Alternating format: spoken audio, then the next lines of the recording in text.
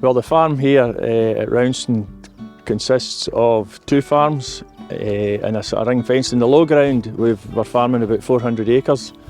About 220 acres of that is in Rowanston itself, and then we have the neighbouring farm at Kilkerran, which is 100 acres, which we bought 12 years ago, and then we also have 100 acres which lies into that, which is rented ground every year. So all in we have about 420 acres of low ground. We also have the hill farm of Blair, which lies about 2 miles away as the crow flies, and it's on a modern limited duration tenancy from Kilkerran Estate. It's 1,350 acres, just a hill farm with about 100 acres of in-by. The farming business consists of myself, my wife Alison, who works full-time off the farm, and my son David. On the beef cattle here, we're running 150 what I would call genuine hill cows. There's sunling, a wee bit of sailor blood in them, and they run on the hill ground, and we calve 50-50 back end and spring calving, which sort of suits us. Because we're finishing everything on farm, it sort of suits us to have a year-round supply. We run around 450 crossbred ewes on the lowland ground here at Rowanston, and about 550 hill ewes up at Blair, aiming to breed their own replacements off of the Cheviot ewes from the hill.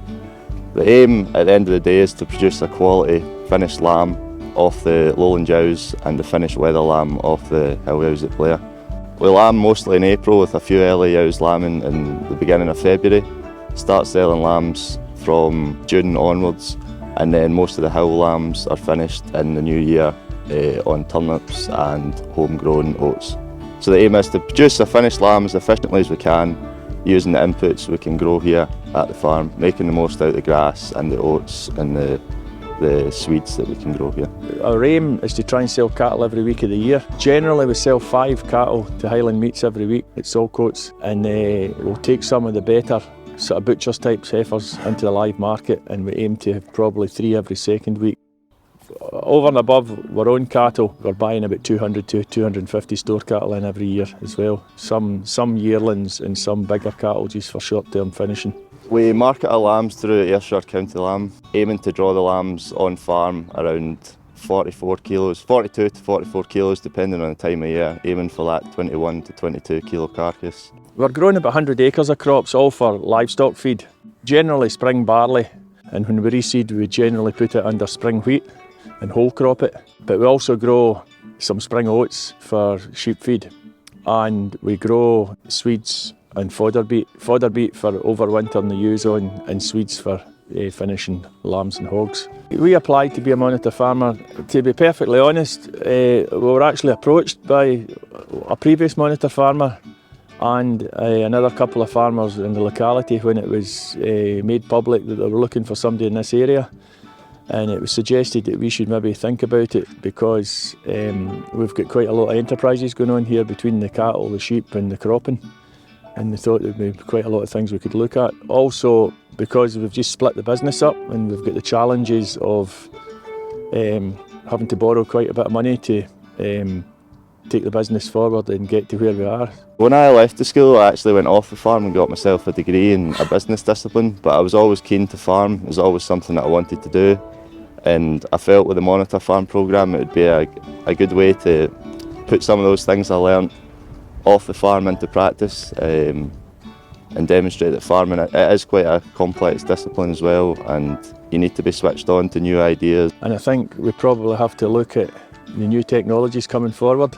In terms of things we're looking to implement, definitely getting a computer programme up and running for managing the cattle and the sheep enterprises a bit better is something that in particular I'm interested in getting into. And I think now we need to focus on making the breeding stock better and just selecting the proper heifers, ewe lambs, etc. that will do the job. So hopefully maybe technology, electronic tagging and weighing and things like that will help. I'm also keen to fine-tune cattle diets and things like that, just to make sure we're getting all the efficiencies right. One of the things I like about the Monitor Farm programme so far is we've had good turnouts at the meetings, and a lot of the people that are coming are really engaging. I mean, we were recommended that we might try a bit of mintill, for instance, and at least 3 of the farmers that came to the meeting also have tried mintill quite successfully this spring.